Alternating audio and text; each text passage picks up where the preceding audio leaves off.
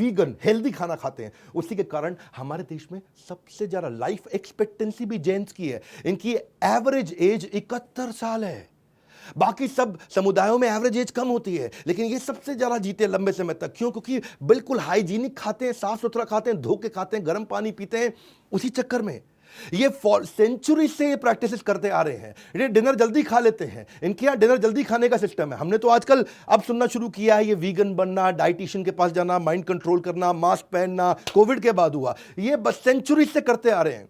ये पहले ही इनके art of eating healthy 92% Jain ऐसे हैं कि किसी भी रेस्टोरेंट में अगर नॉनवेज बनता हो तो वो खाना ही नहीं खाएंगे। इनफैक्ट किसी ने बताया मेरे को जैक फ्रूट भी नहीं खाते, क्योंकि वो रेड मीट जैसा लगता है दिखने में, लेकिन है वेजिटेरियन।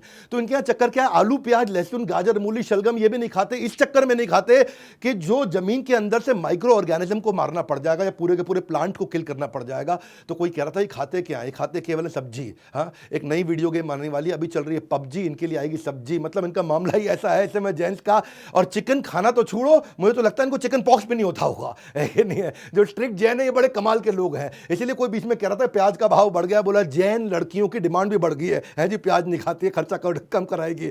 वैसे मुद्दे की बात यह है, एक वर्ल्ड एनवायरनमेंट कमिटी ने एनुअल समिट किया था जर्मनी में, और उस समिट ग्लोबल वार्मिंग पे था। ग्लोबल वार्मिंग समझते हैं ना, ग्लोबल वार्मिंग। और उस समिट का रिजल्ट क्या निकला? अगर दुनिया को ग्लोबल वार्मिंग से बचाना है तो जैन लाइफस्टाइल और प्रिंसिपल अपनाने पड़ेंगे। हाँ, ये वर्ल्ड एनवायरनमेंट कमिटी का जर्मनी 2010 के अंदर गूगल पे चेक कर लेना। जैन की टीचिंग कैसी है? इनकी टीचिंग ही ऐसी है, इतनी अपील करती है कि जॉर्ज बर्नार्ड शॉ जो कि आयरिश प्ले राइटर थे, वो कहते थे कि अगले जन्म में मुझे भगवान अगर मुझे कोई इच्छा का वरदान दे दे तो अगले जन्म में मैं जैन बनना चाहता हूं। वैसे एक चुटकुले के लिए कई बार लोग कहते हैं कि भारत में ना 8 प्रकार के वेजिटेरियन होते हैं। एक होता है जैन, दूसरा होते हैं अंडा खाते चिकन नहीं खाते, तीसरे होते हैं अंडे वाला केक खा लेते हैं पर ऑमलेट नहीं खाते, चौथे होते तरी खा लेते पीस नहीं खाते, है जी, ये भी वेजिटेरियन है।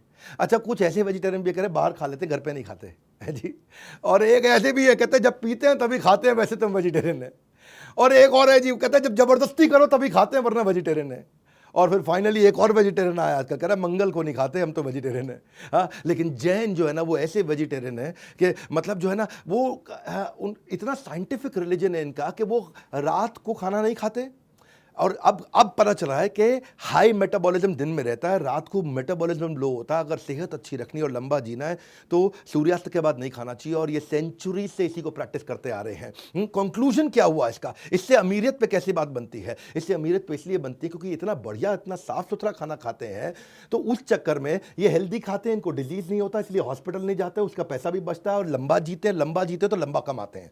जेंट्स को देखोगे आप, acidity, constipation, heart element, hypertension, liver, kidney, ये बीमारियां कम रहती हैं जो शराब के कारण, नॉनवेज के कारण जो चीजें होती हैं, जो एक्स्ट्रा फैट के कारण होती है।